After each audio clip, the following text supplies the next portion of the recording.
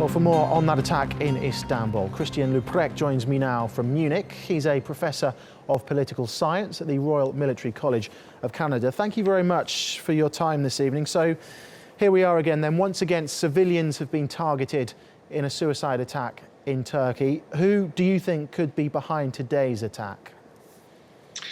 Well, I think certainly what we see is that this is a strategic terrorist attack. It's not somebody who got up in the morning and decided that they're going to do some harm, given that it was directed at the sort of economic capital of the country, and given the location of the detonation, Shopping Street. I mean, if we think back to Osama bin Laden, he had always said that the way to bring the Western economy to its knees is for people to stop shopping.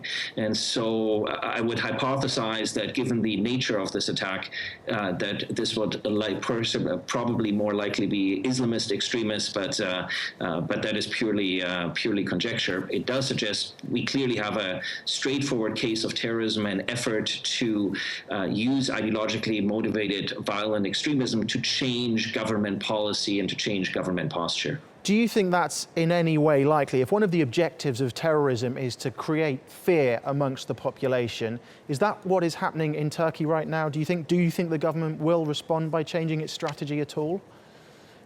Well, certainly. So there's two dimensions. One is how quickly Turkey has been able to react, local authorities, how quickly they've been able to reopen the street. And that's, of course, what you want to do. You want to show that you're resilient against these types of attacks, that you're not going to change the way you do things, that you want to get things back to normal as quickly as you possibly can, precisely so as not to instill fear, because terrorism ultimately feeds on the psychology of fear. And Turkey is a very strong state and, of course, a longtime NATO ally. And so strong states will not let themselves be extorted by politically motivated violent extremism, because that then makes them vulnerable to more violence and to more terrorist attacks if they would change their policies or politics as a result of these types of attacks. So certainly what it does do is it hardens the government's resolve with regards to its current policies. And so if terrorists are hoping to change the government's trajectory, these type of violent attacks make it even more difficult. Even if the government wanted to change trajectories,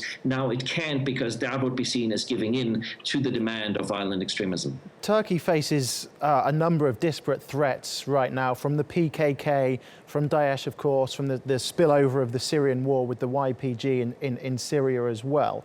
Is there one single strategy that the government can implement here, or does it need different strategies for different threats, do you think?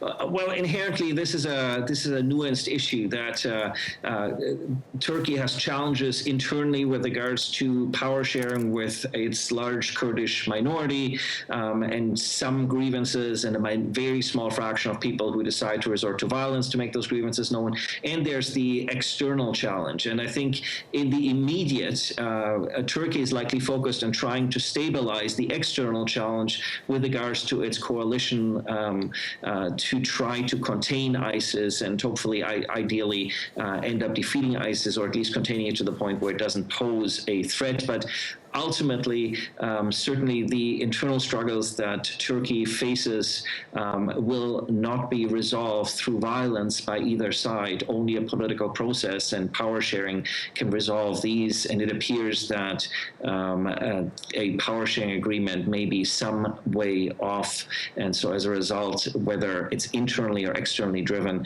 Turkey will likely face this type of violent extremism for some time to come. Okay, Christian Leuprecht, thank you very much for your insight this evening.